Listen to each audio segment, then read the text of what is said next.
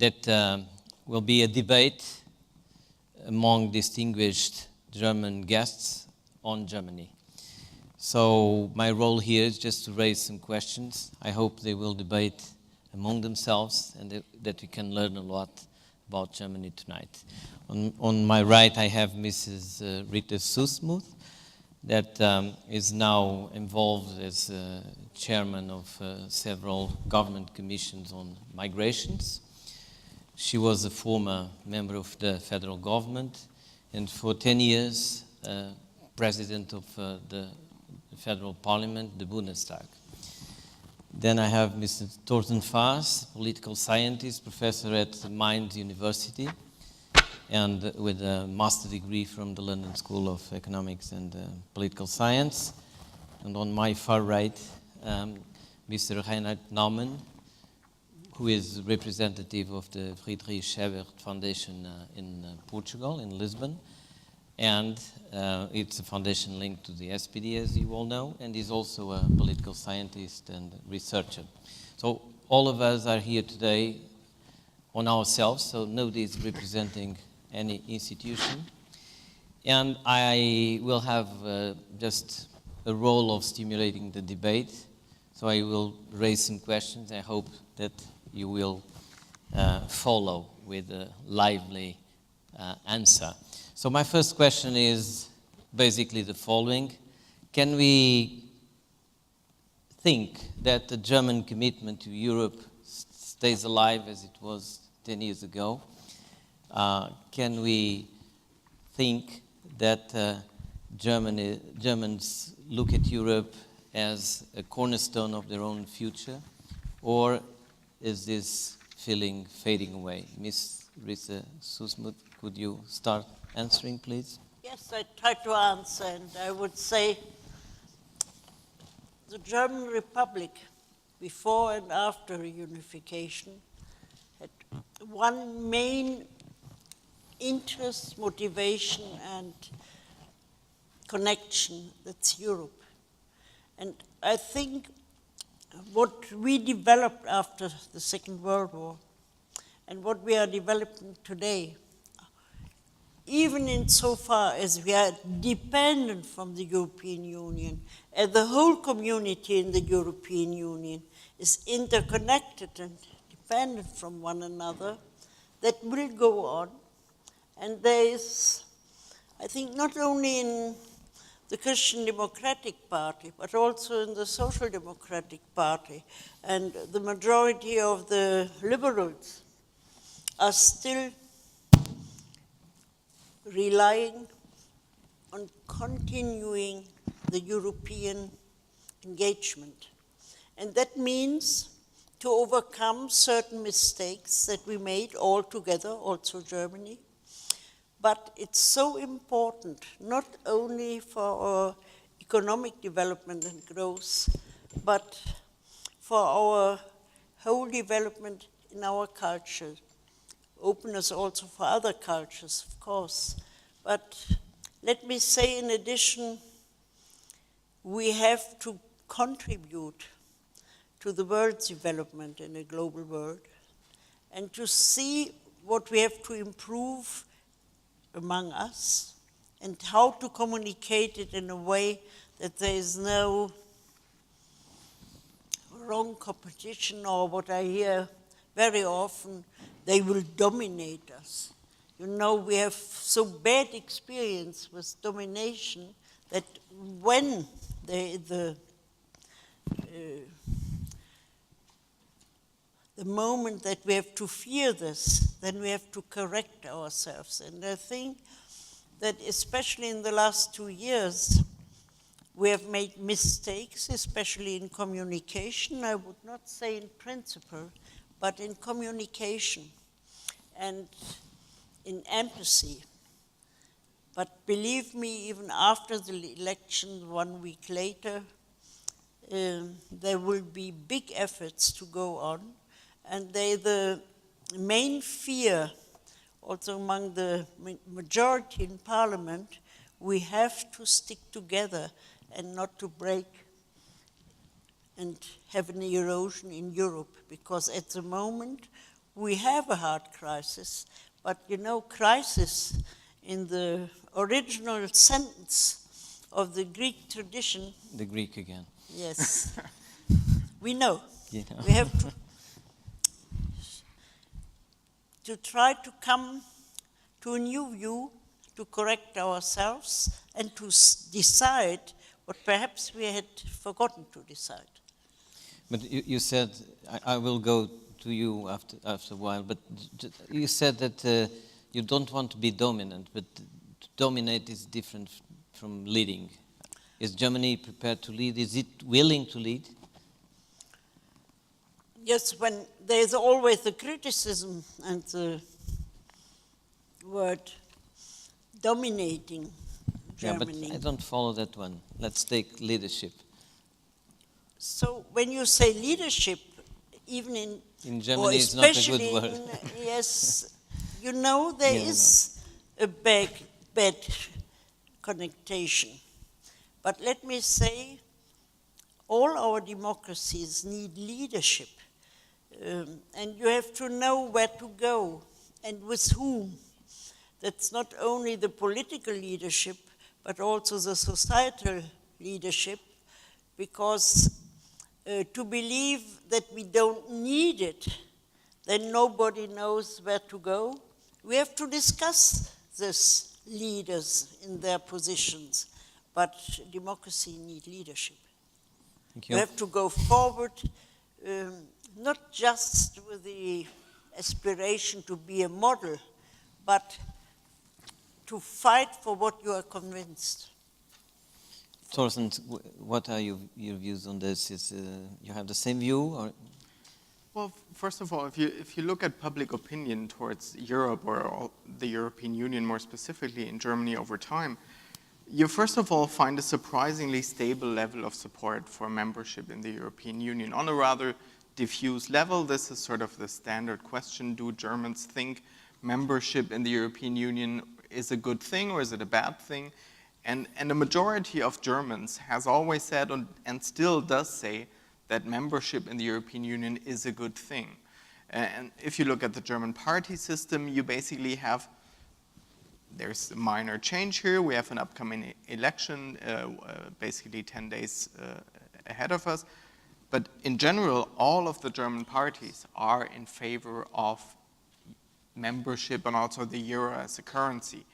That does not mean that there's not here and there some anti-European sentiment maybe, but overall, going back to your question, do we have reason to expect that things will change within the next 10 years? I would say no, there's no reason to expect this. If you look at age groups, if you look at educational groups, if you look at East and West Germany, in all of these groups you find a high support for membership in the European Union, on a rather diffuse level, I would say. And that's sort of the second part of my answer to your question. If we look at a more specific level, either in terms of enlarging the European Union or in terms of deepening a more political integration, it also goes back to your leadership question, actually. I think the German public is quite happy the way it is right now with the European Union, but it would take a much stronger leadership to make a new move towards a stronger integration, towards a deeper integration. And right now, I don't really see where, from a leadership point of view, such an impulse where this could come from. I think political elites in Germany these days are very cautious when it comes to promoting a more Europe, a more closer Europe, more power to the European Union. I think they're afraid that this will not find support of the public opinion. And that's why we have this kind of a strange situation where we have a strong support for status quo, for membership in the European Union and for the status quo as it is right now. But I don't really see where the sort of a new movement could come from right now, because there is a divergence between what elites, I think, have understood, that we need changes on an institutional level, that we need a stronger integration, but there's not really a move to take the public with such a new move. So I think we'll find the stable support. but I have doubts that we will see strong new sort of claims or movements, initiatives towards an ever closer union. I don't really see that right now, where this could come from in the German So case. that means that, most people agree that for Europe to go on, those changes have to happen. So on the other hand, Germany is essential for that change to And be that in has place. always, So that has always been the case, right? I mean, Europe this creates a basically, problem. Or Europe not. has always, it always took elite initiatives to make the next step forward. But again, that's what I was trying to say, that I don't really see right now where this could come from. In Germany, I have a feeling that elites are quite cautious, that they are afraid of public reactions to such proposals. So if we accept what you've said, that this is what we need, and I think a lot of people would agree on an elite level that this is needed, but in sort of democracy-wise, taking the public along with such a movement, again, I don't really see that in the short run. I think Angela Merkel is not the kind of person that would make such a visionary approach to the future of the European Union. That's not her style of leadership. I think we're very focused on the status quo right now. Okay, we'll get back to that because, of course, this needs some development. But I would like to hear from you, Reinhard, on the same issue, or if you want to add something to what I've asked, be welcome. Well, I'm living in Portugal now since 1991, so I'm a very distant observer of what's going on in my home country, although I have, of course, a special interest in follow what's happening. I would say, answering to your question, whether the commitment to Europe is the same as 10 years ago, I'm sure it's not. At all levels. It's not the same commitment as for 10 years ago because the German public and the German political parties and those who are considered the elite or the elites understand now that Europe is not only something that brings positive results, it can bring some risks and costs, and they are reconsidering what to do. And I would take this word you said, elites are afraid. And I think that's they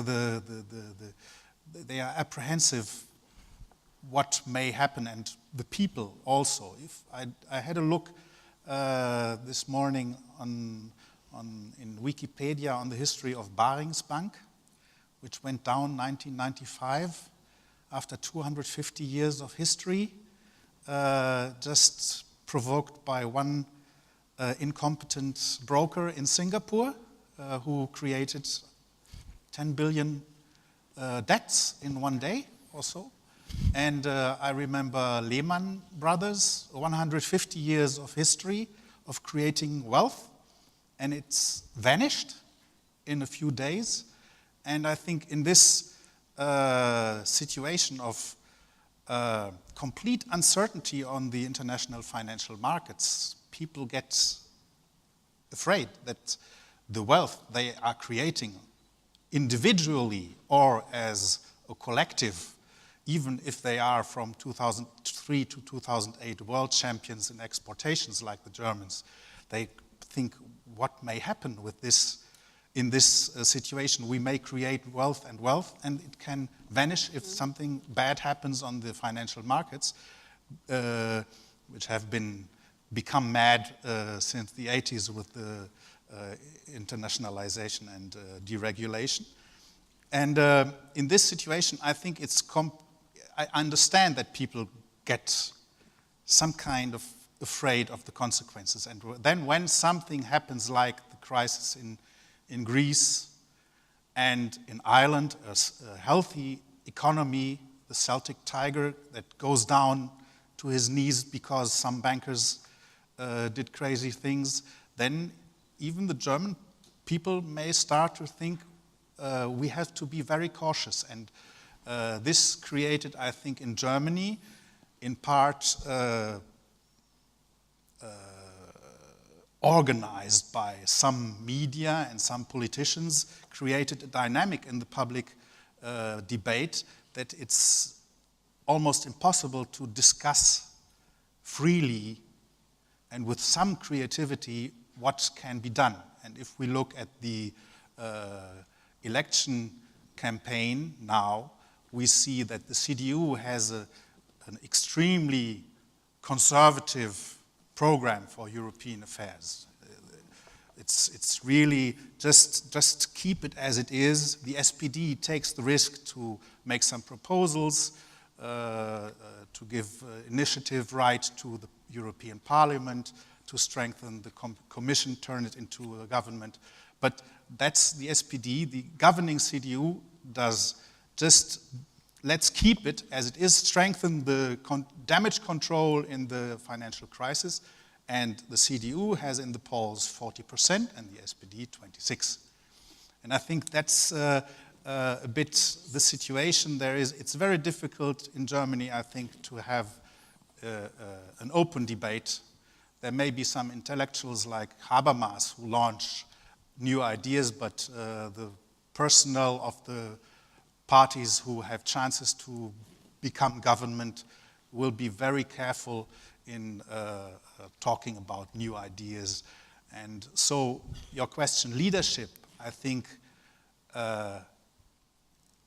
leadership cannot be, let's stay and secure the boat, you know, because even if you secure the boat, there are tides that bring you somewhere else.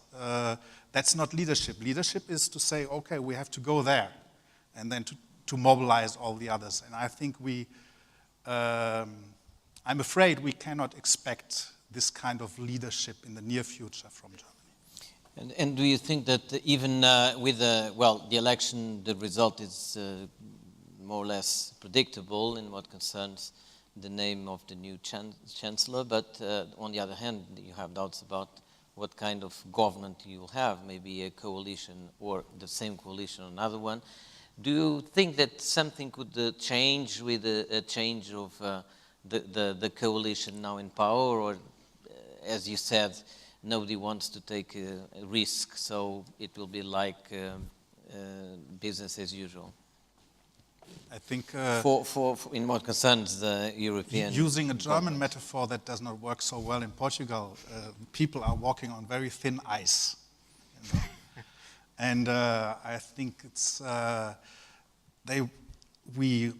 think it would be wrong to expect big moves, big changes, even if there is a new coalition. Is it your opinion too? No, I don't agree fully with you. First of all, you can't maintain Europe if you stop the process. Then you go backward. And in so far, we have to see also in the programs and in the facts that in the last months, of course, 1999, there was too much trust that all the member states would not, that the member states would respect the 3% of new debts. But it happened otherwise. And that not only in Europe, look, United States, that was first Japan financing the American budget, then China, and they also were part of this new learning process. And coming back to Europe, I have to say, it's no longer possible to say we will go back to a national policy, and it's better to stay alone than to stay in the European Union. That's because it's no longer possible. There is such an interconnection and interdependence that we have to go forward and to see what is the global competition and which is a part of Europe. That's for our own interest to go forward.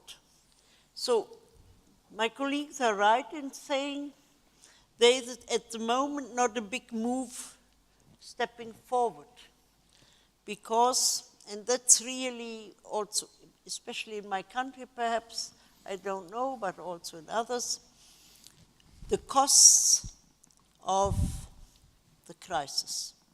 Very often during the election campaign, we are asked, which are the costs? And is it possible for Germany to bear the costs? And you have always this figure, 70, 80 billions, and which is a part of Germany. They want to know it exactly. And then you have to say, first of all, this is a horror figure, but it's 20%, and at the moment it's not already the day that is decided they can't pay it back. So you have to discuss with the people what is the advantage and the disadvantage to go forward or backward. And what is missing in my country at the moment is a deeper discussion with the people. They have to understand.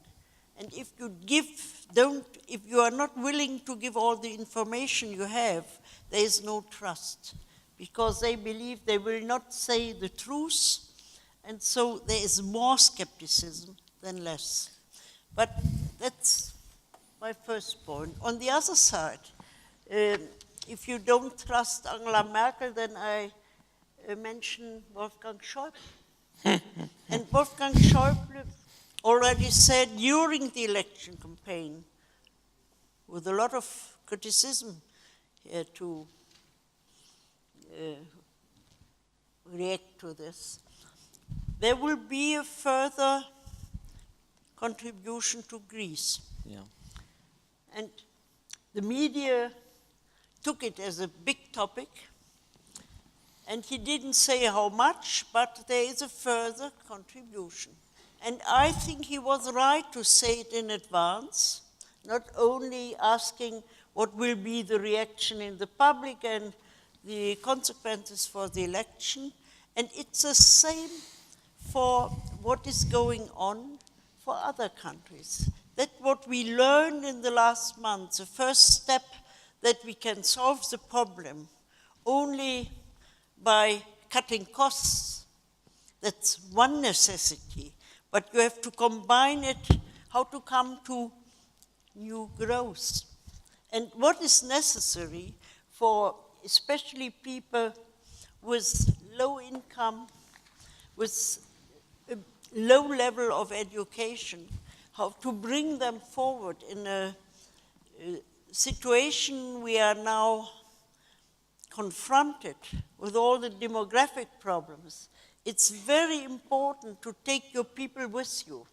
I'm very glad that finally, in February of this year, there was not only financial support and some steps to economic growth, but also the question, what have to be done in the social sector? I am very unhappy that the whole question of social policy, the whole is not right, some aspects are already in the European Union. But it's very important to have a good balance, a combination of economic, socio-economic, and social policy. That's one important point. And there we have to go forward and not no. And on the other side, the national interest. We are always proud in saying Europe is a very diverse union. And then we have to say, when we respect the diversity, then you can organize only programs and saying you have all to do the same. The situation in each country is very different from the other. You can't compare Greece with Portugal and so on. So you need a certain disposition to decide what are our priorities in the country and how will we invest the money for the best of the country. We have too much regulations from Europe, and people are saying, before we transfer even more competences to Europe, let us be cautious and live with what we have. But Believe me, that's a need perhaps and a wish, but all experience we have in the 80s and in the 90s, with all failure we had, we have to go forward. And when you made the quotation of Habermas, and I will give in addition a wonderful book of it's an author from the Netherlands, Mack, If Europe Fails, that can be read from all of you. It's very good, understandable, an excellent language, also in German. I don't know if there's also a Portuguese transition. And at the end, he says, yes, there are risks to fail at the moment. But when we are failing, we have to go on the next day to build up once more Europe. And that's, for me, not stagnation, but a push. And this push, there is right. At the moment, there is not the push. Look, the German-French coalition, that doesn't exist at the moment. It's very difficult to bring it forward. It's much easier with Poland at the moment compared to France. So we need other countries. Look, the smaller countries always are saying you are always looking for the big ones. You need both, the smaller ones and the big ones, to bring it forward. Yeah, but hearing all you have said, one feels that there is a deadlock or a standstill for Europe. We are condemned to wait for some time in the future to hope for some kind of change that will allow Europe to settle the present problems, because if you don't move, nothing will happen. For instance, I would like to quote. I would like to quote the foreign Polish, the Polish foreign minister Sikorski, that said, "Well, I fear more German inactivity than German action right now," which is a famous phrase from a foreign minister from Poland, which shows well where we are. So everyone is asking Germany to do something. Short answer. This encouragement of the Polish minister was a good one, because you need people bringing you forward. But the reaction in Germany was not encouraging for him, but they go on to push him. And it's the same, at the moment, as Naumann said, no push among the citizens. I hope there will be a bit more discussion in the next month when we have the European election, and first time a direct election of the president. But believe me, to wait, it's not a good recommendation. And in so far, I hear your criticism for Germany also, or Chancellor. It's true, she is very cautious when she feels there's something missing and where to go. But that's not a reaction in terms of waiting. She is looking for solutions, and with whom. And sometimes, if it is not France, sometimes it's the Netherlands, sometimes it's someone other. But we have to learn to have another communication. It's not the German model. You understand, there we are really cautious. On the one side, you ask for leadership. On the other side, you are criticizing that we ask for more movement. The history of the European Union always asks for the coalition between Germany and France.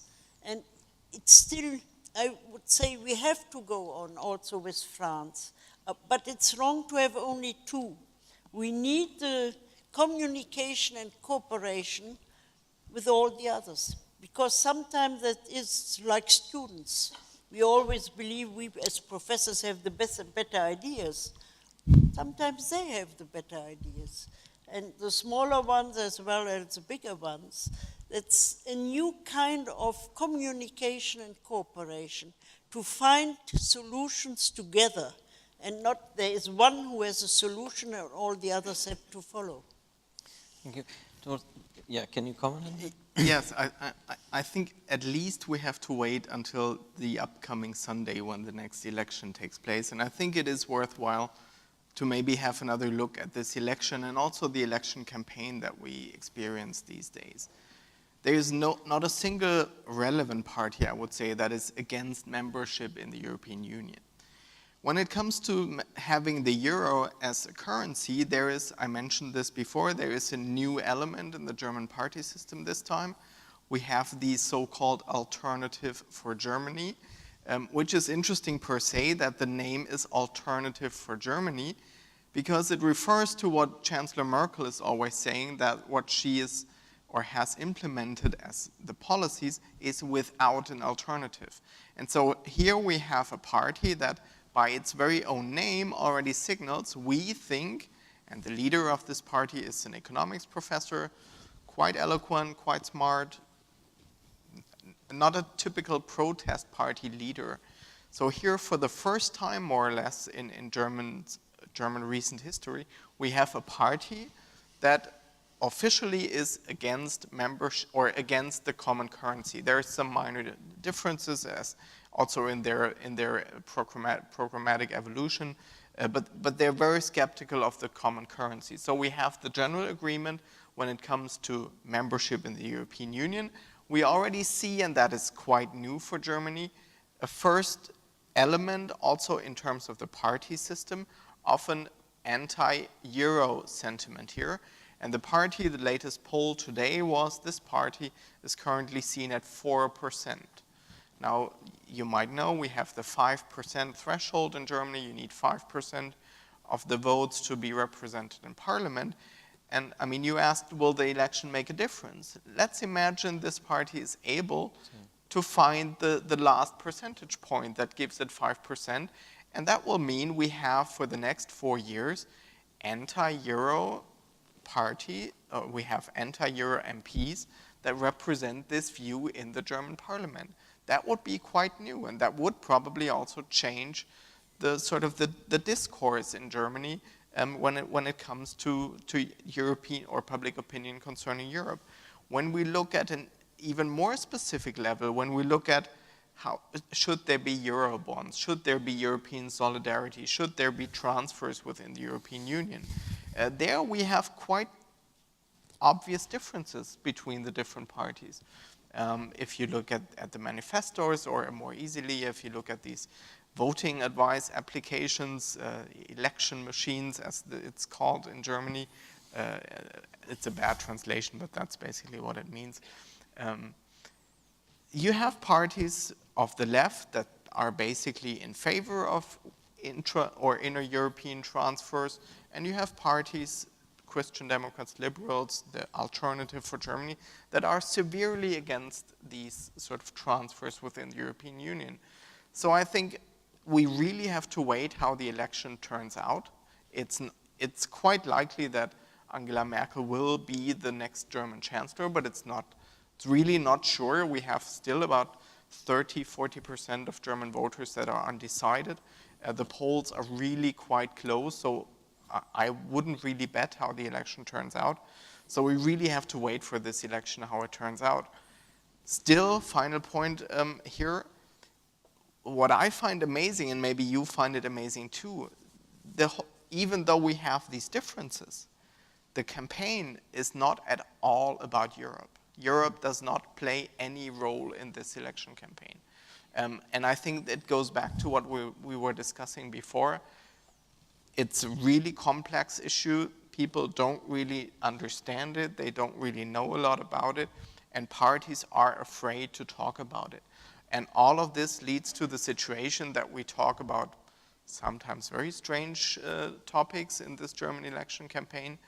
but we sort of deny the fact that there is a major issue out there that really is probably more relevant fiscally, financially than anything else, but it's not a matter of this campaign, with the single small exception of this new party, Alternative for Germany, but it's a minor party, it might gain representation, would be huge success for the party, but overall, system-wise, Europe is not an issue, and that is amazing per se. Actually, it's not acceptable from a normative point of view, but that's the way it is. And I think it goes back to the fact that Germans are afraid of sort of how this all will turn out, and the reaction is denial. We don't talk about it. It's okay right now for us, for Germany. Germany's doing quite well, so let's just hope it stays the way it is. It's not very, very satisfying, but I think that's what we experience right now. What you said is true. A fortnight ago, I would say, since the discussion between both candidates, there is a big difference. It's a topic not only in the parties, but also in the election activities. And they ask for answers. And it's true when we say, yes, they tried not a big discussion, not to emotionalize the people, but you can't prevent that they are thinking and discussing at home what is the direction we will take. But in the fortnight before the election, and also last week, Europe plays a bigger role, and I think it's good so. It was neglected in fear of emotionalization, because up to now, up to the last week, the alternative for Germany was only on the level of 3%, not more. Now it's open up 4 or 3%, because, the majority of the Germans will not back to the DM, to the mark. And the alternative for Germany is just, we are in favor of the European Union, but we are not in favor of the euro, perhaps later on, but now we should return to the DM. I'm really asking myself that such intelligent professors recommend to return for a certain time to the euro, to the DM, and then once more to the euro. And our citizens put the same questions. One thing, I agree. I think it would be possible to have this discussion. It would be a tough one, and it would take leadership to take up your question. But and there were a few moments where we could see this. I mean, during the debate, the televised debate, Merkel against Steinbrück, or against Steinbrück, whatever you want. The moment when they were discussing how to deal with Greece was quite a polarizing moment. There's some research on this where you can see social democratic supporters have quite when they hear what their candidate thinks and what he proposes here, they are willing to follow him there, and they are open for arguments if they are provided. There was this town hall meeting when Steinbrück was arguing. We Germans, there was the Marshall Plan after World War II. Our neighbors were quite friendly and helpful and supportive after German unification, and we should pay something back now. It's time to sort of payback, one could say. And I think if he'd be more willing to make these arguments and to make his case that it is worthwhile to think about your inner European transfers, maybe, people might be willing to follow him. He might lose some of the support within the Social Democrats, no doubt about it, but others would be willing to follow. But they are simply, and I think this, maybe they're told by their advisors that they should not talk about Europe, it's a loser issue. But I think it would be possible. I think people are willing, or they even deserve answers. They're desperate for answers, but currently there is no real public debate about this in Germany. And it is kind of frustrating, yes. I'd like Reinhard to comment on this, but I'd like to ask you if it's fair to conclude that there is no debate about Europe because there is an avoidance of the debate about Europe. So the issues are not raised, so nobody discussed them. Because when Greece came up, it became an issue. If you would talk about the transfers or anything else, it would probably be also an issue. So this is so because nobody wants really to address those difficult issues. Is this a proper conclusion or? And there's no really pro and con. I mean, if you look at the decisions in the German parliament, they're usually taken by supermajorities. All of the major parties are, at the end of the day, in favor of the rescue packages and everything that has been decided. So it is kind of hard to see how a debate would evolve if you have only one small minor new party that is sort of on the against side, or the leftist party, to be fair, is also against a lot of these issues. But the major parties were always in favor, and that's just not a context where you have, well, a lively public debate for obvious reasons. But and sorry. when you ask what are the main problems for the Germans, it's not European. I will go back to that. It's very important. But Reinhard, I don't know if you want to comment. I have strong sympathies with the idea of passing from the incomplete European integration with the monetary union to economic union, to a political union, to a social union, but I feel that this is not welcome in the German debate. It would not be welcome in the German debate. I think that if you talk about a transfer union or solidarity in Europe, large parts of the German public will have an allergic reaction, because they don't want to be bound to a project where risks may emerge they don't see now and that they don't control.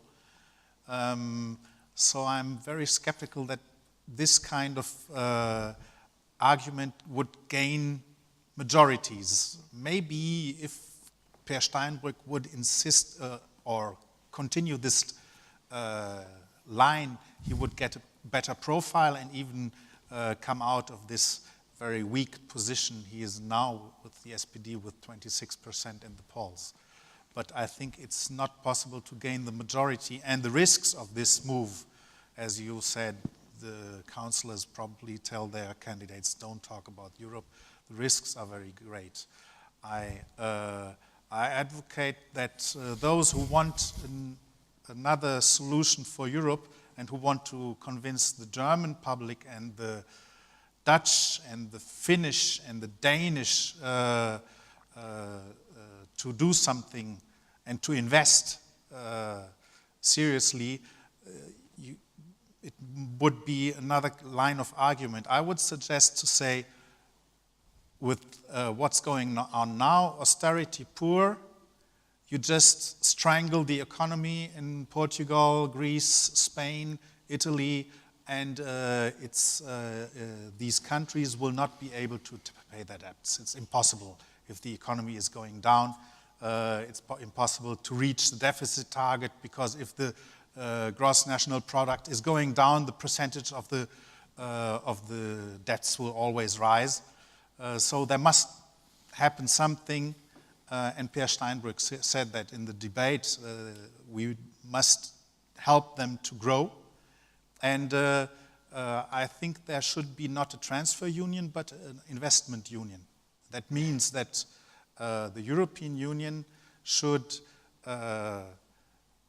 invest heavily in helping to get international investors to invest in Portugal and other countries in difficulties, to bring jobs here, to bring dynamic development into the economy. And by this you can tell the Germans, for example, by this you make, you make it possible that the Portuguese create wealth and pay their debts. But you can't keep it as it is. I think that would be maybe the only promising line of argument I can imagine at the moment. But not even that one will happen. So, Miss Rita Süsmuth, you were talking about what concerns the Germans, apart from Europe. Yes, but first a reaction to what was said. I agree with you, but you are still speaking from the past. There was a big mistake to have this pure austerity. And if you take the German example, we ourselves did the opposite. It was both at the same time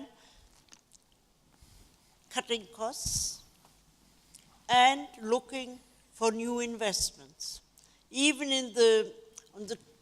during the top of the crisis, already in 2009 and 10, there was a big investment program, largely largely delivered from the national level down to the local level. And insofar that I agree with you, it was a big mistake to have only the sort of austerity. You need both in order to get forward. But that has been learned now, and it's now the question, will we have the right programs to bring forward both? But it's no longer the question that we have to leave a contribution. Of course, in all these debates, there's always said, what are they doing themselves and what is our contribution in terms of solidarity? But let me express, solidarity, it's easy to speak the word, but it's much more difficult to practice it. And there we are not aware that we need the solidarity, not only for the others, but also for ourselves. Without this solidarity, we are concerned, all of us, to be in a much less comfortable situation than we are today. That what happened in some member states is nearly a problem for all of us. First, we don't know how long. We live in a period of competition which is so hard that always we have to ask how to overcome this. Will it get even worse and even harder? And how can human beings live with this, with low income, with jobless situation? And therefore, that's not a problem of, of your country. It's a problem of whole Europe. But as long as we don't realize this fact, we will discuss problems without solutions. So you are right, that is the program we have. And when I think of parliament votes, there's the last votes in the months since February, not a single one which we failed. It was always, finally, after long discussions, yes, but what you said, you need arguments. And there was no information, which was the big advantage of Germany with all these experts, to have a situation of higher wealth, of tax incomes and so on. And insofar, it's really important for me to say that's not the time of waiting. Of course, we have to wait for the next government, but we have to go on in the right direction and respecting the different national constellation and interests. We will not have a European Union where we can say that's a central state. Since long, this is already a discussion, there is a variety. from north to south, from east to west. But I can only tell you, we have to contribute in such a good way. When we come back to our real values that we neglect and that we don't live. So, and the world is waiting for solutions coming from the European Union, from Europe. It's not only the African, the Asian, and the American world. And so there is not only an interest, but also an obligation. That's my position. As long as I'm working in politics, I always see there's up and down. There's sclerose and there's pushing forward. And a crisis for me is always a challenge. What are we doing with the crisis? And which ideas are bringing us forward? I know you're not speaking on behalf of CDU, but isn't it a position that it's really not supported by the majority of the party, the one that you have just expressed? Yes, but when I now take the part of the CDU, we have in our party, especially in the Bavarian party, I wouldn't say even among the Bavarian citizens, those who are not in a leading part.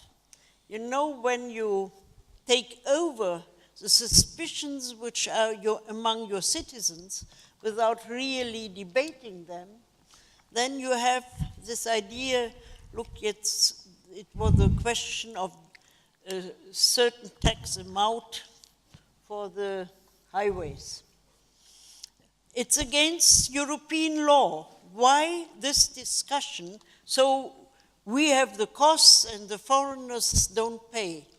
So that's a problem, I would say, in a minority, but when you have a minority that can become stronger with such emotionalized, polarized, and nationalized ideas, you have to be very cautious not to push them, but to bring them down with good arguments. And I said it already, and I repeat it once more, our democracy in this situation, very complex. Sometimes people don't understand even the wording. You need more information, communication, and really respecting the fears of the people, and we have to solve the problems together, because nobody can say, we know where we have to go.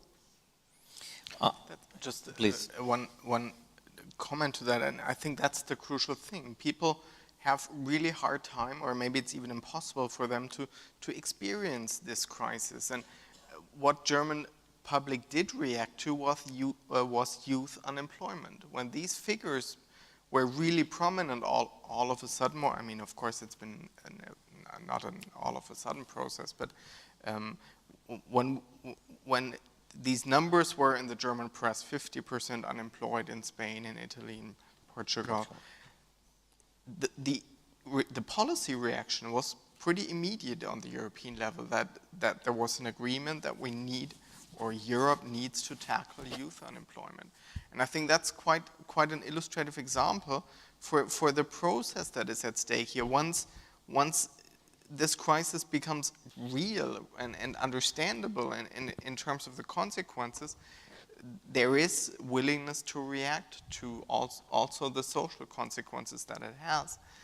And what Per Steinbrück, if I may come back to him again, what he also tried to argue in a recent debate was just sort of converting the costs of or the amount of saving and cutting that has been done in Portugal, in Spain, or especially Portugal and Greece, just convert it to what it would mean in the German case, what the figures, the respective figures would be in the German case.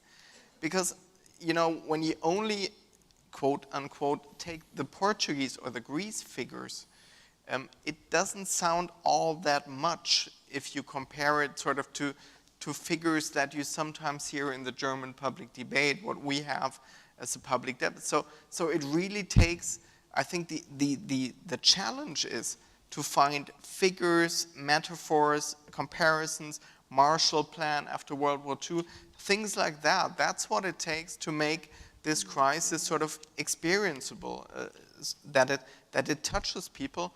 And then I think it's possible, because in general, I mean, you were asking for party positions or voters' position in Germany. Yes, there is skepticism. People, if you ask them in public opinion polls, the first reaction is, no, we don't want to pay for other countries' debts. So it does take an effort to make this point clear, to argue the case, and I think it needs good examples, good metaphors, good comparative elements in this discussion to achieve this. It's not easy, and it really does take such good examples. Reinhard, you want to comment? Yeah, I wanted to answer to you because you just said it won't happen, the investment union won't happen.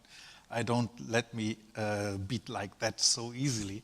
I think didn't say that. I was just saying that it won't happen. According to we what don't you know have what said, will it's happen. difficult We to don't know what will happen, but I just wanted to make the point, the argument how to win the public in Germany and other Northern European countries, I think the central argument should not be solidarity or social or transfer or so, because that provokes the allergic reaction I talked about. The argument must be, we must help these economies to grow in order to make it possible that these people pay their debts. That's the central argument, and I think that would be an intelligent way to deal with it. And about how direct support to investment or other ways to foster, to boost the economies in the crisis countries, that's the other question.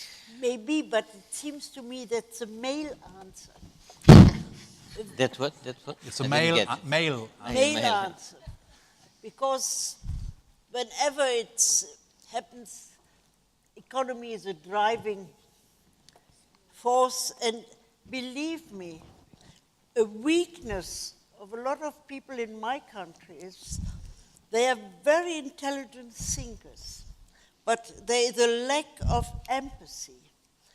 And human beings are dependent on these signals and gests that there is something to help them. I never will forget when there was a big crisis in Poland, and the relationship Germany-Poland because of our history is a very difficult one. But when a lot of Kenyans went to Poland to help them in a very concrete way, that changed the situation a lot. Insofar, I would say, yes, they have to pay their debts, but you need human feelings. In the last years, we are only discussing technical problems, economic problems, of course, financial problems, but there is a lack of human warmth, and you need both. Believe me, that's not only true for children, but for all generations, and we have to bring it back in our societies. Very often, citizens are asking me, you are always speaking about systems, the pension, the health, and so on, and what is with the human beings?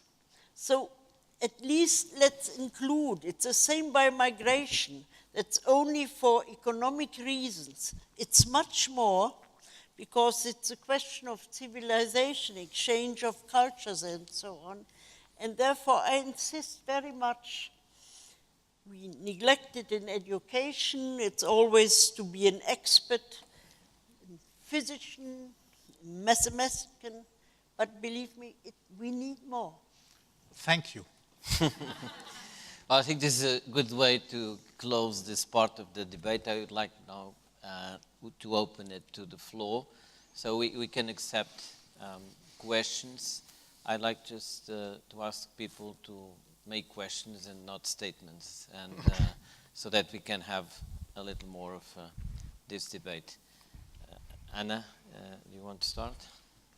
Yes, I'd like to say. Microphone. No micro? It's approaching. It's on the way. Sorry, we can't see very well from here. Micro. No, it's on the way now.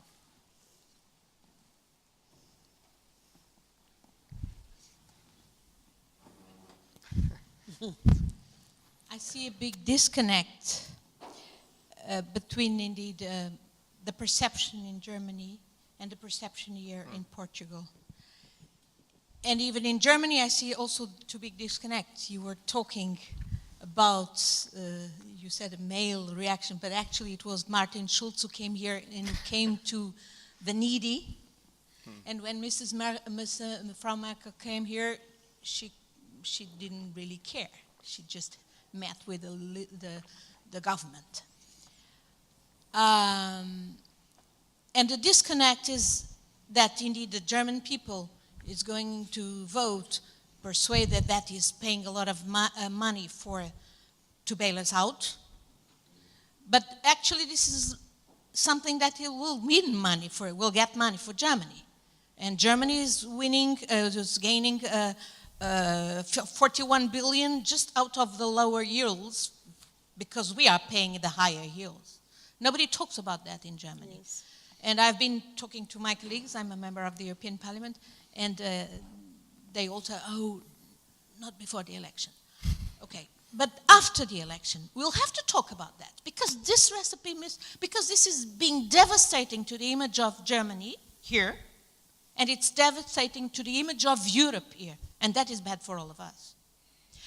So, indeed, it's very interesting for me to hear what could really be interesting to the German people, to persuade them, to let them understand. Because I think Portugal has also a public diplomacy work to do. Since politicians in Germany don't want to do it, we have to do it. So what really would be touching for the public opinion in Germany?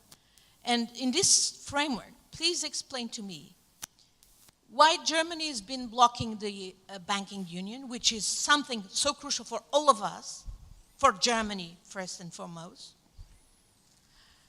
And what would be, for instance, there's all this talk about the redemption fund. The redemption fund is something which has a good image in Germany because it was the way you dealt with the reunification of Germany.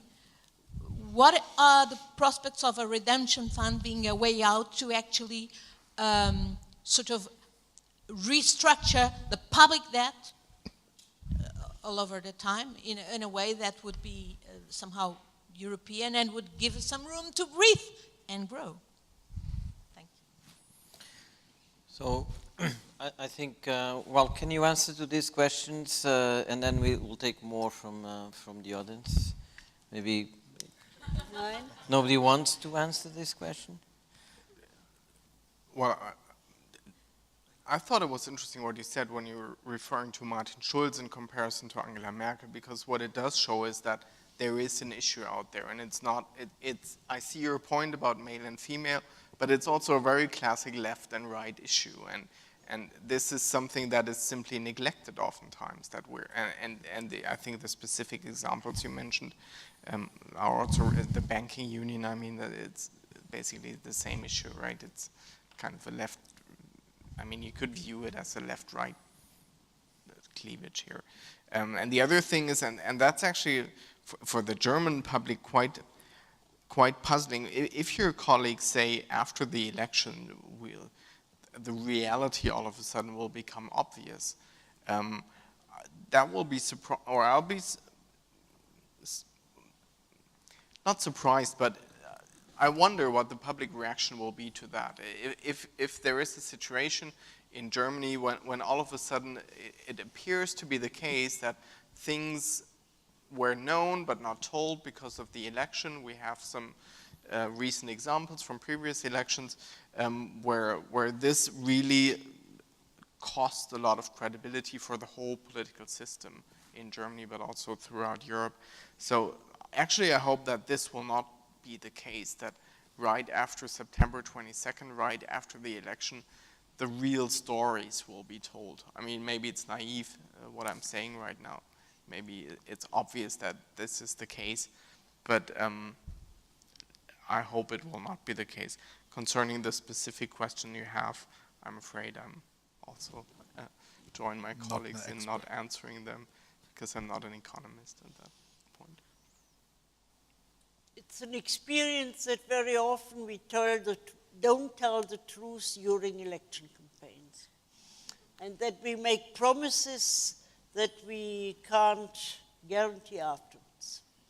But the question you have raised is still another one. What will be the reality and reaction after the 22nd of September? And there, my prognosis is we have to give further contributions. There is no doubt, because what is the alternative? But I think what we have to combine with these decisions is another mental attitude. And this other mental attitude is, if not solidarity and so on, now I argue with Kofi Annan, the same for North and South. We have to create win-win situations and to show what is the win of the one and of the other. Because what we have had as advantages in the last years, I wouldn't say it's only because we had better experts, because also the expert had to be done by citizens, even if you have a good leader in the business area. And so we need this double win situation, because if not, you will have confrontation, and not only confrontation, but very soon, as we see in the Near East, it's not only for religious reasons what is happening there, but a consequence of poverty. And that makes you very open for ideologies. And so if we will get forward all together, we have to explain why it is not only reasonable, but a human need to work together. This, there is not a commander who can say you have to do this or that. That is his irritation. And we are part of this false communication, but to find solutions together.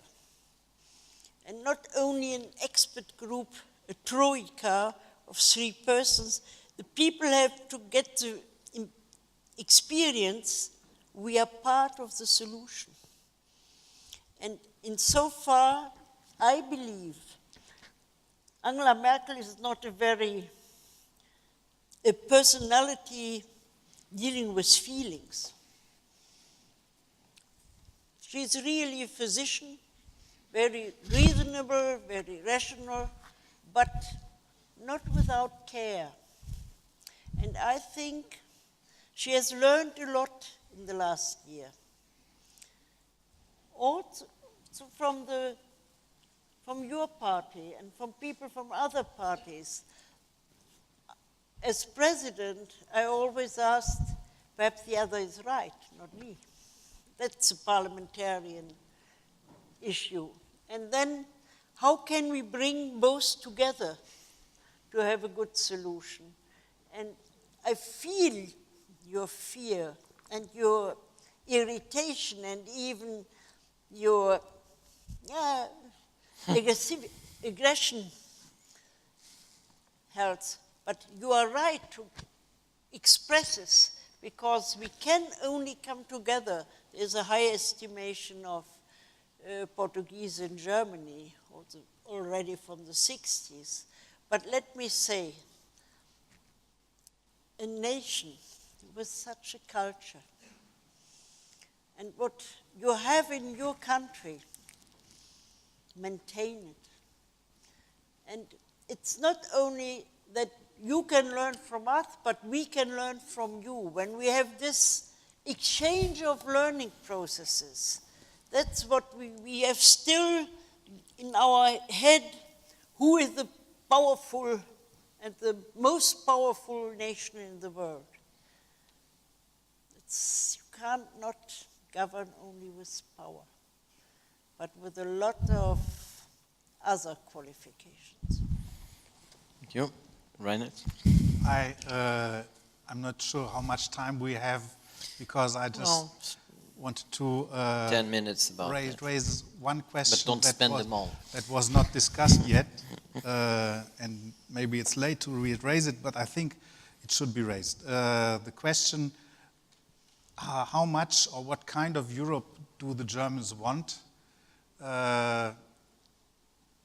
It has to be seen in the context that in Germany, the decision makers in economy and politics have gained a different perspective since the 90s, because suddenly Germany became much bigger.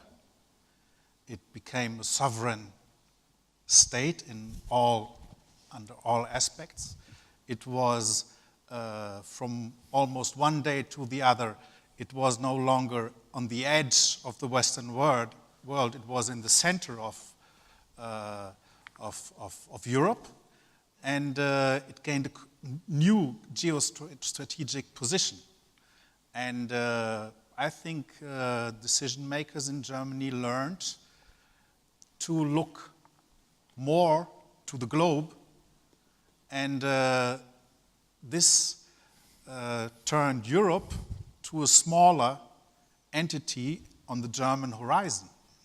I think for those who tell what is done in Germany, the question is, how much Europe do we need still today if we are going global?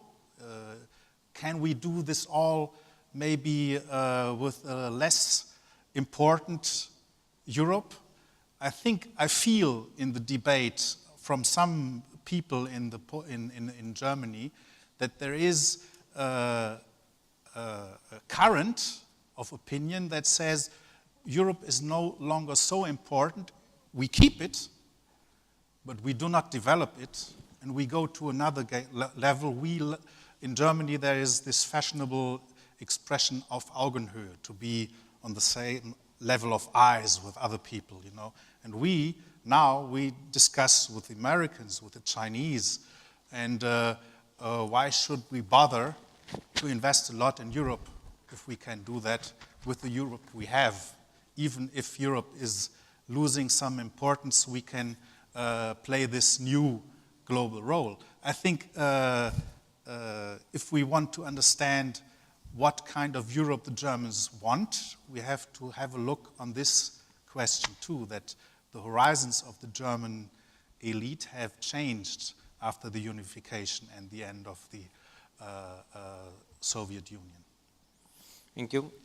Another question, please.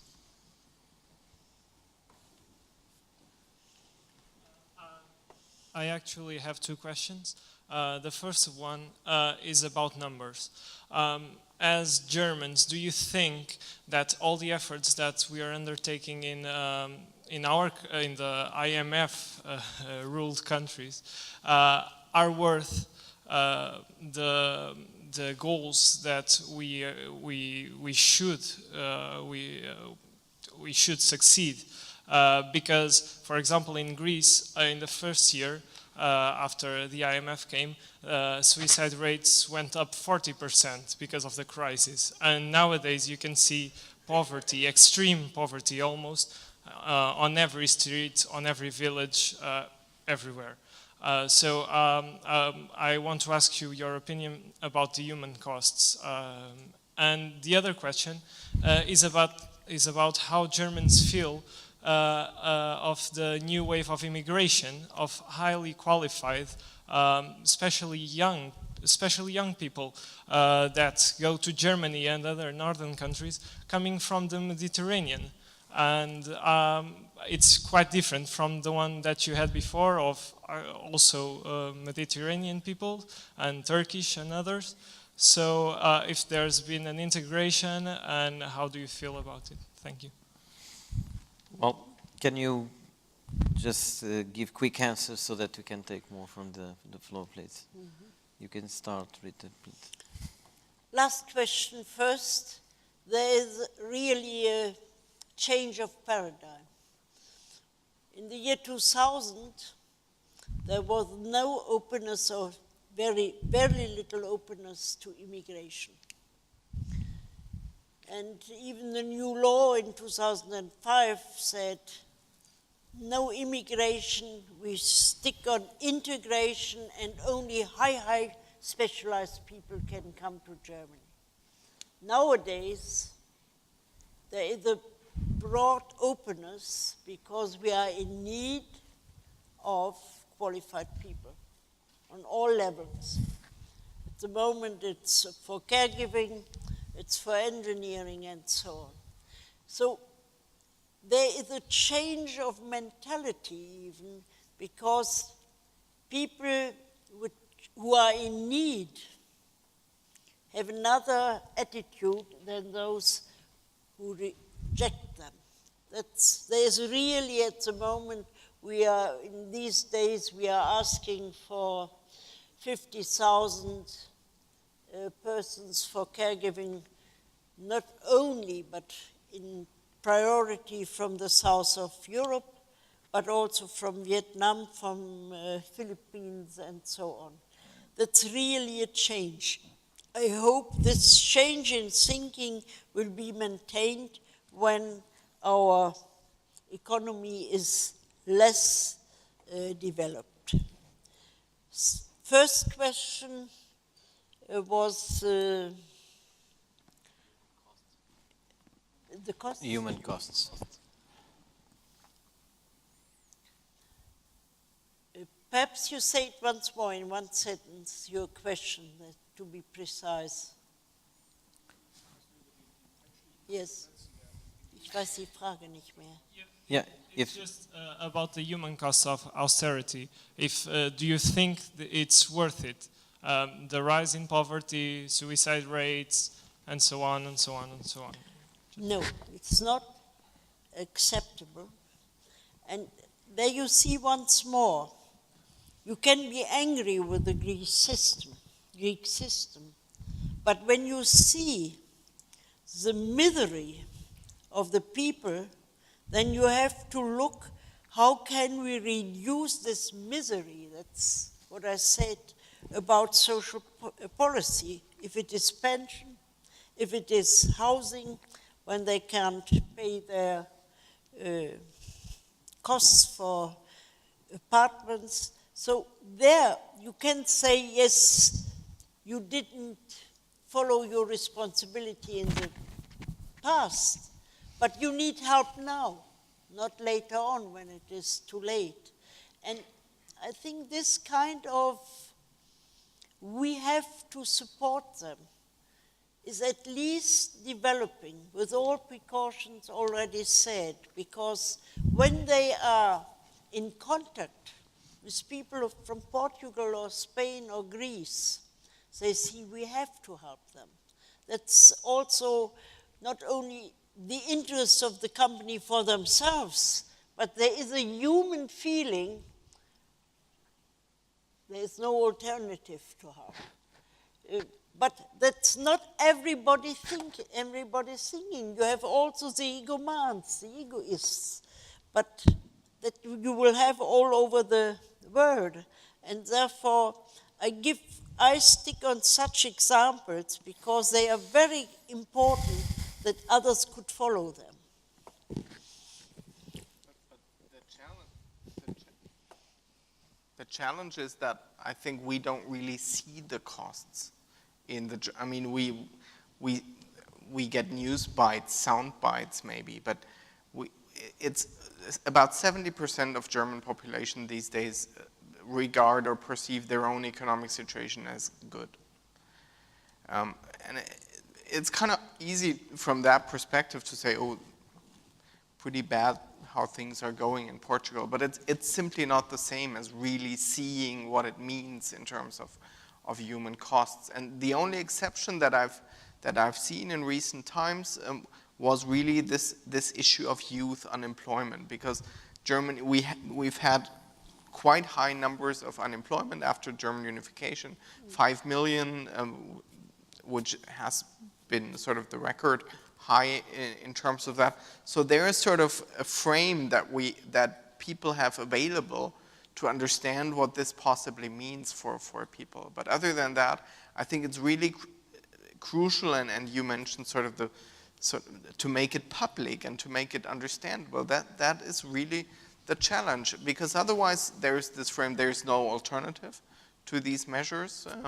Quite a famous saying these days in Germany. It has to be done, period. And we don't really see the cost. So your question, I perfectly understand it, but there's no sort of ground where this could fall on and grow in terms of perspective, sorry. And immigration, we actually did a project on that at our university. Highly qualified immigration from European countries is most warmly welcome. I know, but I mean, it's sort of the cultural closeness and the high qualification. That's the two factors that make specifically this kind of immigration most warmly welcome. I'm not saying it makes sense in a European perspective, but sort of as the welcoming country, it's the best that can happen. But there too we have to look, when we get these qualified people helping us, what is the compensation to the country? Because you can be sure many of them will return to their home country.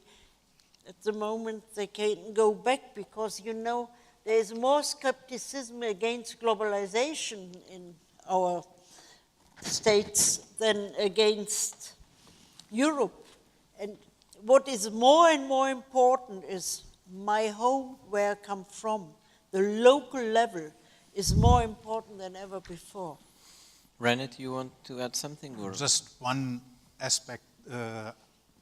My first thought when I saw the immigration numbers from Portugal, more or less 100,000 per year, you don't know how many of them stay or come back in the same year, maybe half, that's a pity, and that's a drama for the country that invested so much. That is the generation that should bring the country to the economy of knowledge, the knowledge-based economy. But my second thought was, these people, if they stay and they are biologists or nurses, and they work in a supermarket at the cashier or in a taxi, then they lose then it would not be brain drain, it would be brain waste. So it's better for all if they find a job somewhere else in Britain or Germany. I'm afraid most of them will not come back. That's my hunch. So yes. I think we are going to close our debate now. It's 11 o'clock. We are on schedule. I'd like to thank you very much. It was very enlightening, and I think it was very interesting for all of us. So thank you. Thank you. And I hope that your hopes will come as reality soon. It's thank a you. hard way, but you have to fight. Thank you. Muito obrigado.